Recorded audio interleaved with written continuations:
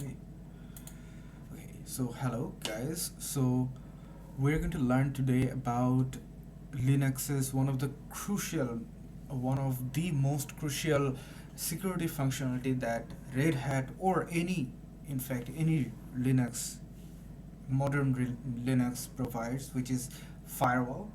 So firewall is a security feature that Linux provides to sort of provide a gate to prevent all the malicious packets to enter into the Linux system, as well as it helps the services or the programs whichever are inside the Linux OS not to get out without proper permission. So it is a very crucial feature, uh, and it is kind of a must so to secure to ensure the security of the OS. Okay, so let's get an overview what the firewall system is in Red Hat.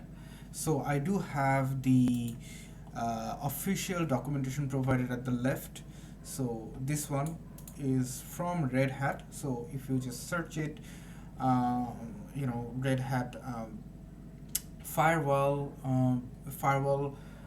command, or how firewall works in Red Hat with the version, then you'll arrive at this documentation. So let us just get ahead. So I'm just skipping some basics.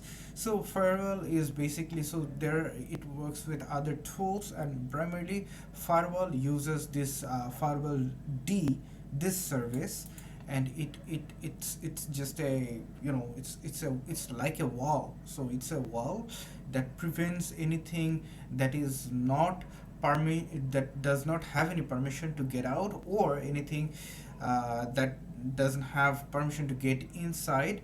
It prevents it from, it blocks any intruders to get inside without permission. Okay, so that is how firewall protects the OS from foreign requests. So there are a couple of I would say a couple of uh, it's not features, but properties of firewall. So firewall does have several options. One is, you have concepts that you need to know about firewall is that we have zones. So some of the options are zones. Then we have um, policies. Then we have rules and service. Okay, so you need to know about these four concepts. These are pretty basic concepts. I'll just go through as fast as I can. I'm just skimming through overview, just giving an overview. So we do have this firewall D service. So let's check. So we do have a test machine at the right side over here. I am connected to a server which is server B, and let's check if we have firewall enabled in our system or not. So one way to do it is with the you know let's check with the system D utility, which is systemctl ctl, I should write status firewalld. So firewall is active, it is running. So we do have the active status, so it is running. Okay, so firewall is doing its job in terms of preventing the foreign requests from getting into inside, and as well as letting anything that does not have any permission to get out through network. It is not giving permission to use it. Okay, so so one of the concept of firewall is firewall zones. So firewall, it does have several zones. So what are zones? So zones use this. It's a method of ensuring, um, what do you call it? Uh, Level of trust. So that's the phrase I was looking for.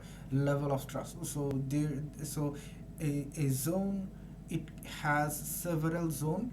Each zone ensures the level of trust, or what kind of, um, what services or what ports or what rules, um, a particular zone can have, and everybody within a zone abides by those policies, those rules, those system. Okay, so this is how zones work.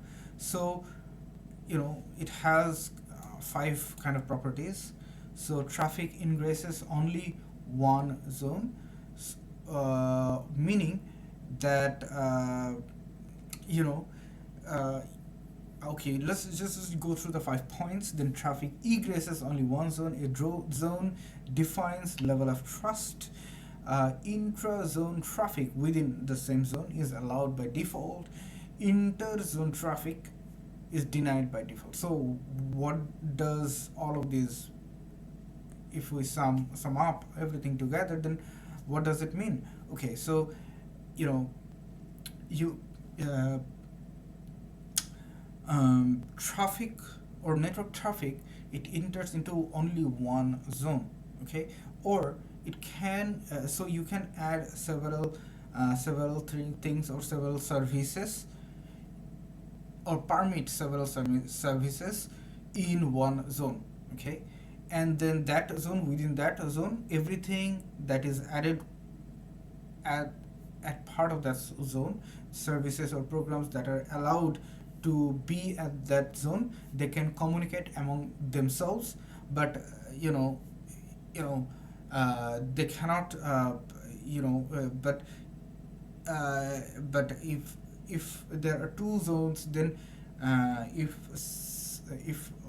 there are some things that are in one zone, zone A, or there are other things in zone B, then they cannot really communicate.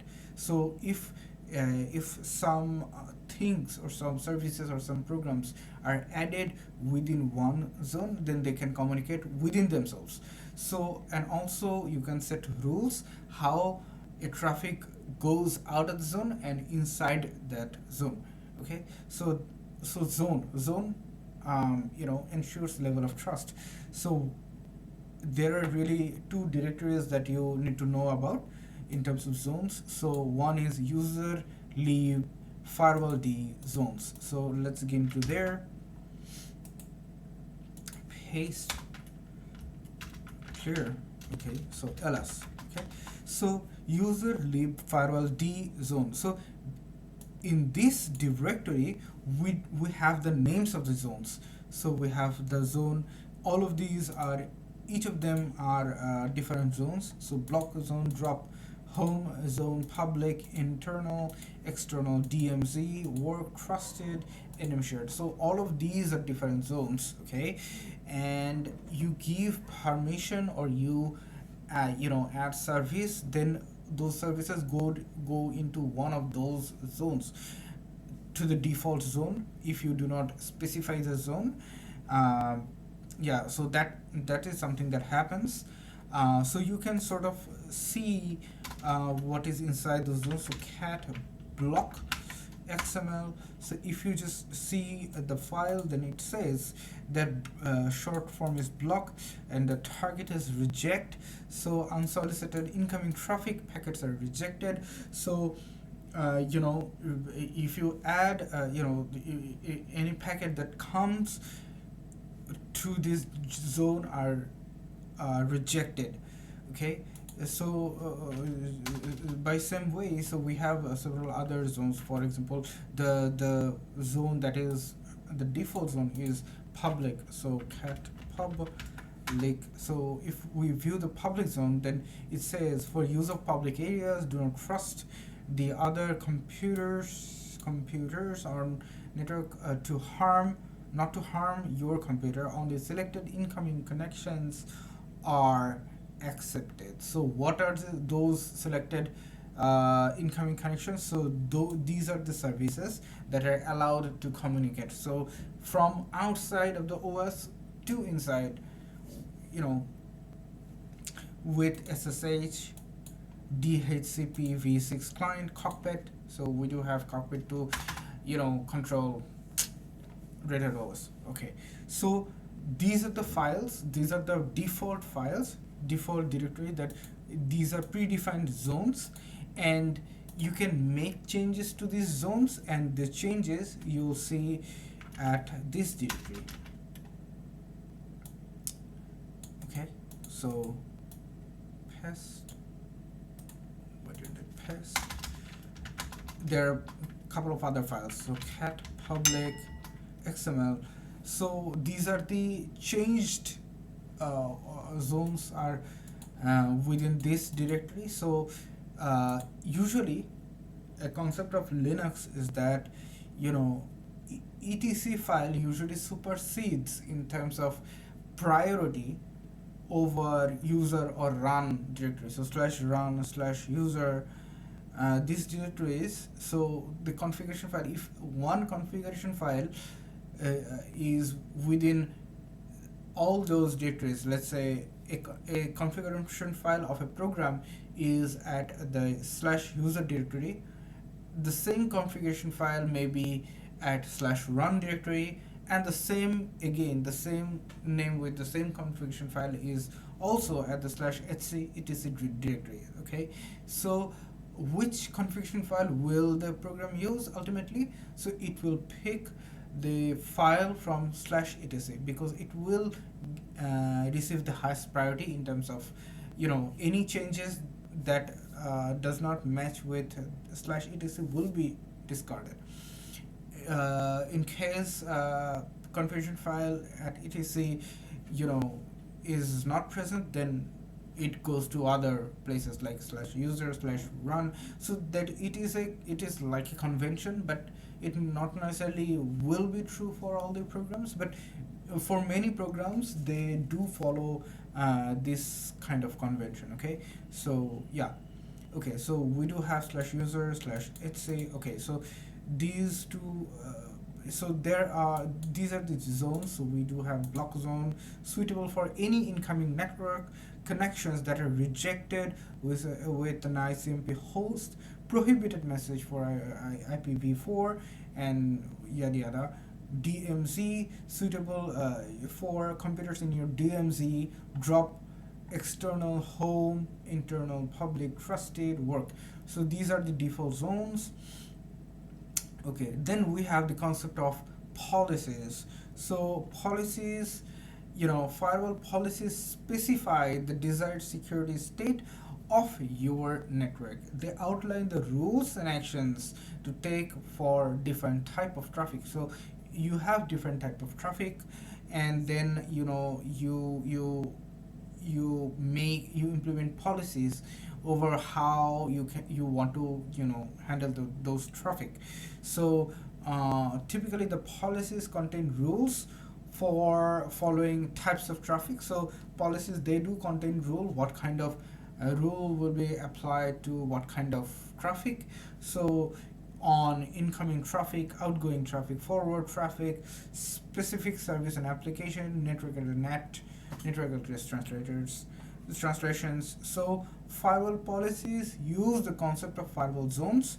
So each zone is associated with specific set of firewall rules that determine the traffic allowed. Policies apply firewall rules in a stateful unidirectional manner. This means you only consider one direction of the traffic. The traffic return path is implicitly allowed due to the stateful filtering of the firewall D. Meaning, let's say if you consider SSH, okay, so you want to connect your remote OS with SSH service. So the SSH D is running. So systemctl status sshd. So the daemon for sshd is running. So you want to connect your OS through SSH, but your firewall is prohibiting you from doing that. So if the firewall allows you to do that, then it is a stateful way, meaning it knows that okay, you are permitted to connect. So anything that goes out as well from your OS to you, any return message, those are permitted as well. So this is what it said by saying, unidirectional, meaning okay, it's not just you just allow ingress but do not allow egress. It If you give permission to ingress, meaning if let's say the SSHD service is running, so you are connecting to the service from a different remote machine, then the return message should not be blocked, because if firewall, okay, so I've received your message, but I am not letting anything any reply to go out from the OS, so that does not make any sense, right? So the packets need to be replied as well. So firewall D, if it is allowed to connect to that service, then it is also allowed for the service to return message to the to the source that asked for connection in the first place. Okay, so this is what unidirectionality means. Policies are associated with an ingress and egress zone. The ingress zone is where the traffic originated, meaning received. The egress zone is where the traffic lives, meaning you have a remote host, you have a remote machine, you want to connect your remote server from your remote host. Then your remote host or remote client, you have a remote client, you have a remote server. The remote client is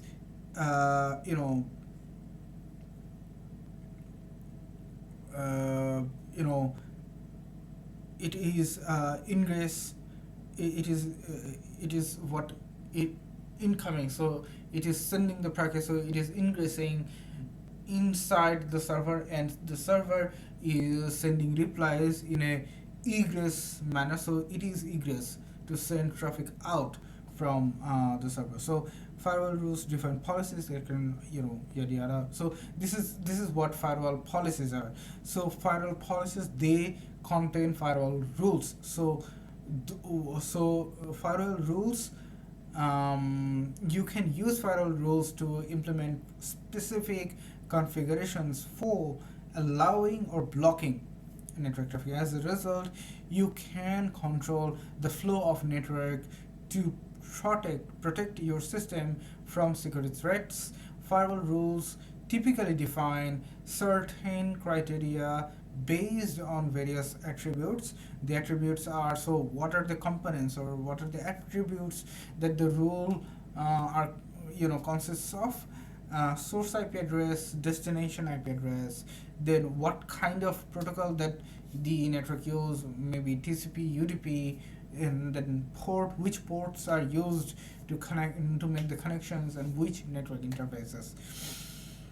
Network interfaces meaning a PC or a Linux, a machine can have several NIC cards or network interface cards, network devices with that it makes the connection through the internet. So those network interfaces you can also use in rules as well.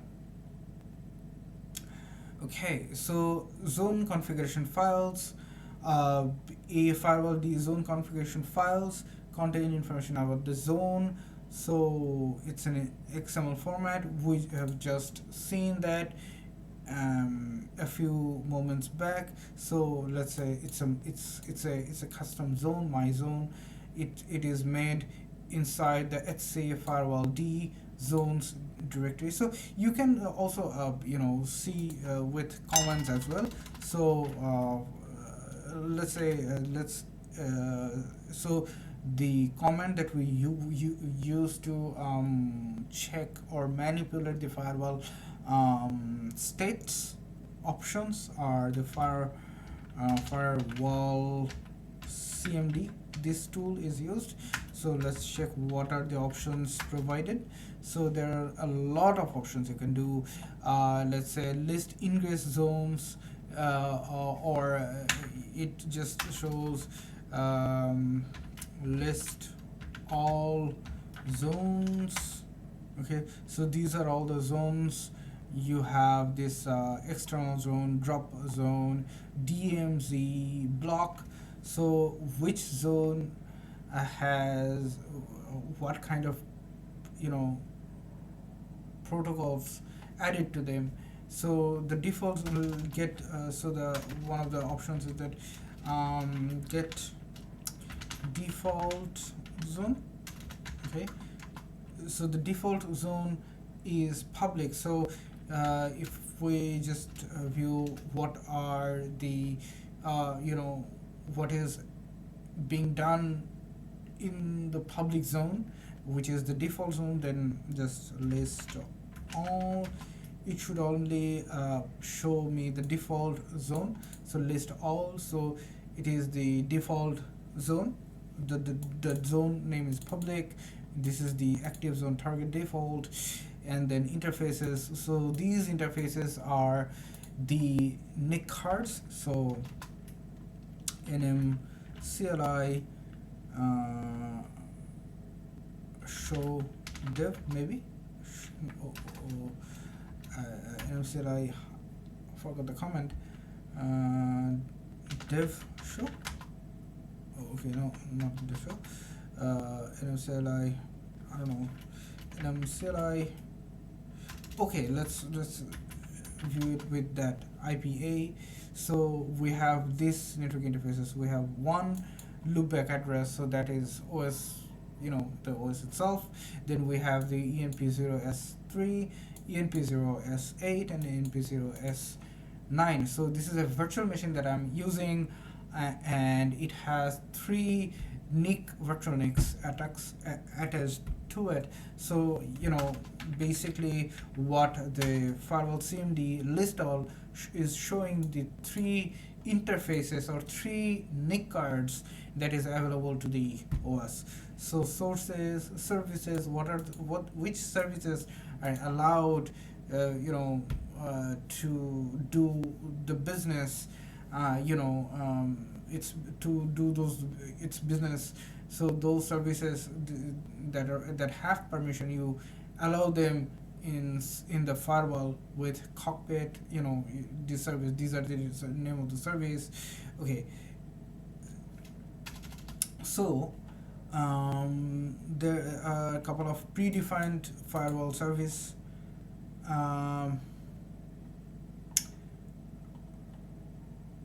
Okay, so working with firewall zones. So yeah, so these are there a lot of commands are given. Get zones, to get all the zones. We have just seen that active zones, which zones are active.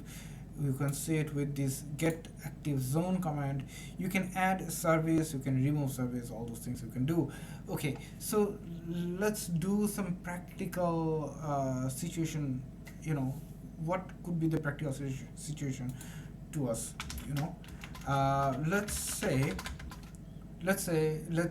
Okay, so the scenario we're going to see right now is I'm going to install the Apache server, HTTPD server, to the Red Hat machine, and it should have, and we're going to create a page inside that HTTP, the Apache server, and firewall will prevent me to view the page outside of the operating system, but we will be able to view it from inside of the OS, but we cannot access the page from outside of the operating system. Okay, so but if we allow firewall to access, give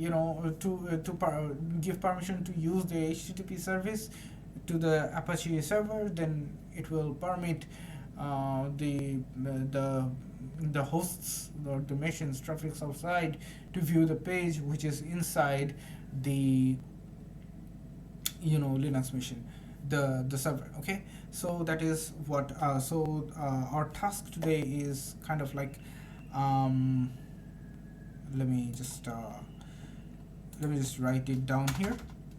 So task is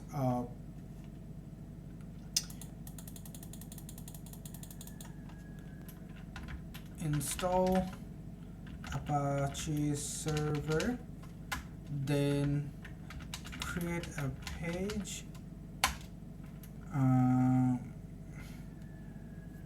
and then give permission, firewall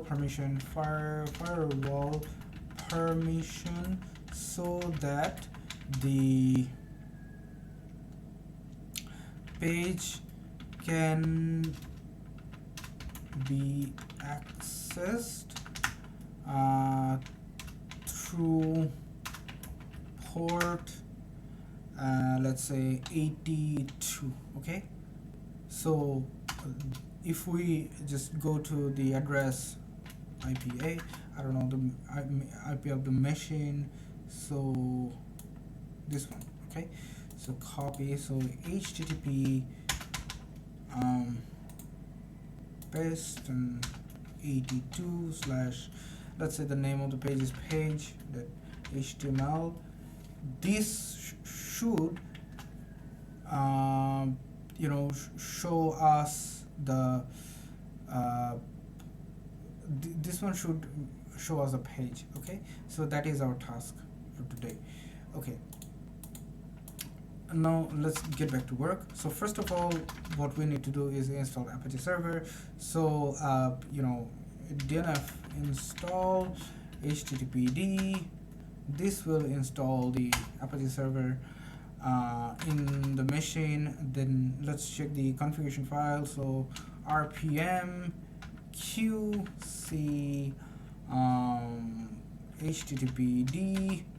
So these are the configuration files. So we'll edit the configuration files so that we can customize the port 82, because the default HTTP port is 80. So default port is, by default it is 80, but we're going to change it to 82. So that is what we're going to do. So first of all, let's start the server. So systemctl enable httpd now. So this will not only start the server but as well enable it, meaning it will survive a restart. Restarts if the machine crashes, if the machine is shut down and rebooted up, then the service will also be running. The server will keep running. So let's check the configuration file of the Apache server. So /etc/ so I'm just following this directory httpd/ so conf. Here we do have this httpd conf. So this is the file for Apache's configuration. So vi httpd.conf. so here we have the location. We're going to see the location of the page, as well as the location of the page. Document root address is var/www/html. So we're going to create a page inside that directory. Also we need to change the port. So the port, where is the port? Over here. Port is, so here the default port is 80. So it listens to the IP address of the machine, then colon with 80, port 80. So first let's make a page, and then we will see things later. So let's create a page to echo hello there, hello there, please sub my YouTube channel to /var/www/html/page.html. Okay, how about that? So I've just written that over there. So if I go ahead and view the page, then curl with the curl command I can view the page. So curl, I don't know, curl,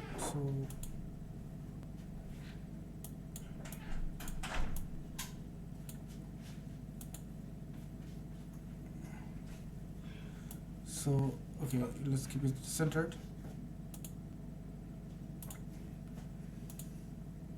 And this one, let me just move it to WordPress, right? Okay, and make it full screen. How about that? Okay, so this, oh no, what did I do? Did I just okay, so here we are. Okay, so curl, let's view the page. So curl http / and the location is this one. Okay, so let's get to here. Okay, copy, and then oops, sorry, paste. Call failed, connection refused. So why the connection is refused? Fantastic, because firewall is running. Oh no, so that should not be the case, because firewall will allow us to view the page because we are within the Linux machine, so we should be able to view the page, but we can't. So why? Systemctl status httpd. Let's do some live troubleshooting. So the server is running, and oh, because the default port, okay, so inside the question we are supposed to use the port 82, but right now we haven't configured it for 82 yet, so we should be able to access the page with the default port, which is 80. Fantastic, you see. So curl, so the address with 80, we're saying hello there, please sub my YouTube channel. So the page is visible here, but if I just try to view the page with a remote host, so this is outside the virtual machine, so from my desktop I cannot view the page. Okay, so let's get back. Okay, so yeah, so I can view the page, so let's put it right here, and this is at the right side. Okay, now let's just let's imagine we do not have the firewall, so shut down. Let's just stop the firewall. So systemctl stop firewalld. Okay, so it will stop the firewall. So systemctl status firewalld. So the firewall is loaded but inactive. So let's reload now. Voila, so the page is visible, we can see the page. So here one concept you should also know is that in our test case we have purposefully kept our SE Linux mode to permissive. So set status SE status is permissive, so we are just ignoring the whole SE Linux concept. We are just dealing with firewall. Okay, so let's just forget everything about SE Linux. We're just the only thing that we need to configure is firewall. Okay, so we have just stopped the firewall, and our page is visible here. Now let's start the firewall. So systemctl start firewalld, and let's see, can we access the page again? No, the page is not accessible, so we have to do something to that firewall.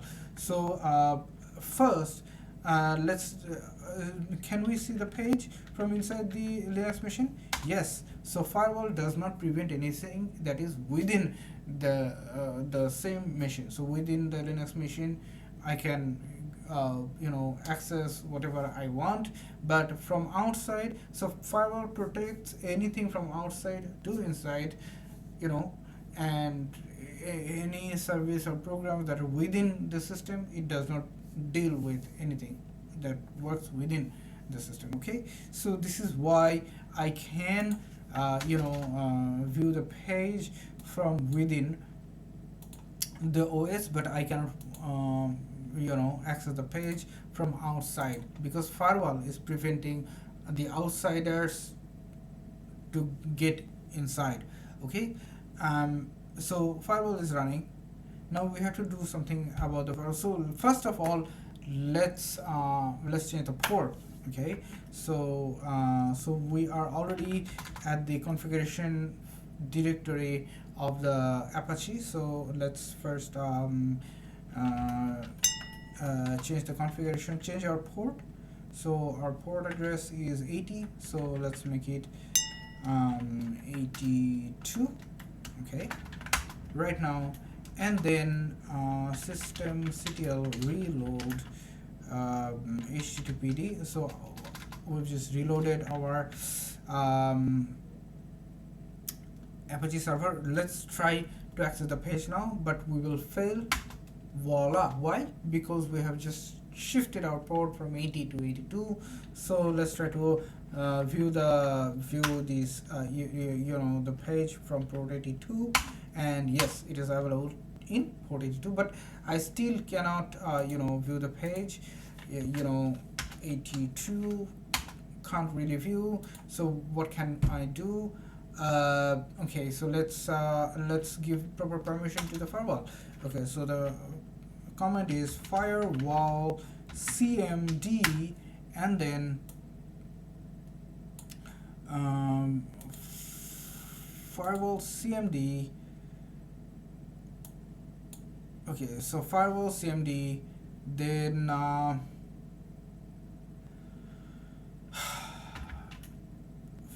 add service http permanent. Okay, so why permanent? Because we want the service to survive a reboot. Okay, so to make it permanent, we have to tag it with this permanent key. So let's check the firewall status now. Firewall cmd list all. So we have given the HTTP is not here. Why? Because we need to reload firewall cmd reload. Okay, so it should bring up the HTTP service along with the rest of the already permitted services. Okay, so do not forget to reload the firewall cmd, because as long as you are not reloading the firewall daemon, it will not, the changes will not be affected. It will not take the changes will not take place as long as you are not reloading with the firewall cmd reload command. Okay, let's also add the port. So firewall cmd, add the port, pretty straightforward, 82/tcp. Also make it permanent. Okay, so let's check the list all the default zone status right now. So we do have HTTP. Again, I myself have forgotten to reload firewall. Right now we also do have the port 82/tcp added to the firewall public zone. So right now, if I reload the page, then I should be able to access the page from outside. Let's see, and voila, firewall is now letting me access the server, the server page from outside to inside. So this is what firewall, it was just an overview of what firewall can do for us in Linux. And yeah, so this is all for today. And if you have any question, then please do comment uh, under the video, in the comment section. And please do encourage me by subscribing and liking the videos. I'm trying to build an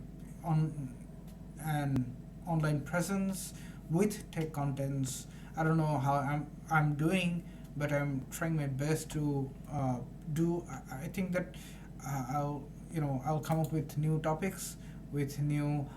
You are also very much welcome to suggest me new topics. So today we looked through the firewall, how firewall works in Linux, and we will see you, in some future video. Thank you for today.